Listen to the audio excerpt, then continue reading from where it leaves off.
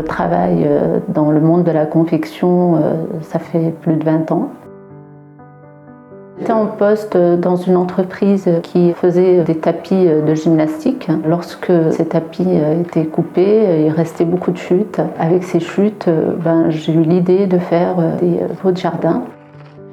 La source du démarrage de ce projet a été de revaloriser des chutes de matière qui se présentaient souvent dans les entreprises qui utilisaient ces tissus-là. Quand je me suis adressée à ces entreprises, elles étaient ravies de pouvoir les revaloriser, de pouvoir s'en débarrasser aussi de manière intelligente. Alors cette matière, elle est composée d'une toile enduite de PVC. Elle sert à faire des bâches de camions, à faire des voilages d'extérieur, des stores. Elle sert aussi pour équiper des bateaux. Puis bon, elle subit des situations extrêmes. Pour les pots, je trouvais que c'était idéal en termes de résistance. Pour pas qu'on voie que cet aspect bâche de camion, moi il fallait que j'apporte de la créativité sur cette matière, en jouant sur les formes, personnalisées à souhait.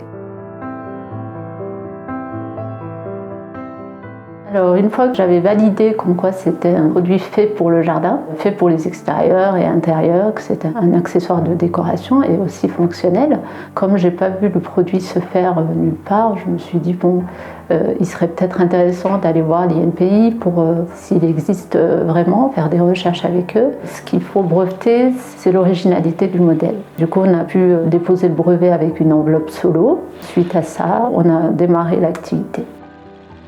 Lors de sa création, elle ne s'est pas faite toute seule. Moi, j'ai été le porteur du projet, des créations des produits. Heureusement, j'ai eu beaucoup de soutien de la part de mon époux, qui m'a toujours encouragée et qui m'a toujours soutenue pour aboutir à tous les produits réalisés aujourd'hui et à l'étape où on en est aujourd'hui. Après le démarrage de l'entreprise en 2017, la Chambre des métiers m'a vraiment aidée, qui nous a toujours orientés comme il fallait pour développer tous les produits auxquels je suis arrivée aujourd'hui. Oui, ils m'ont vraiment soutenue et puis bien accompagnée. Et au fur et à mesure qu'ils m'accompagnent, ça m'aide vraiment à avancer.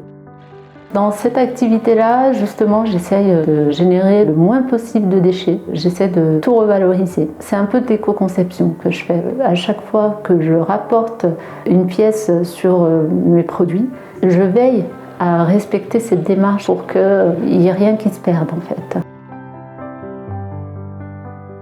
L'avenir de Melting Pot, moi, je le projette de manière assez positive. Je pense que étant donné que c'est une matière qui existe et qui existera toujours, parce que des bâches de camion, je pense que ça existera encore pendant de longues années.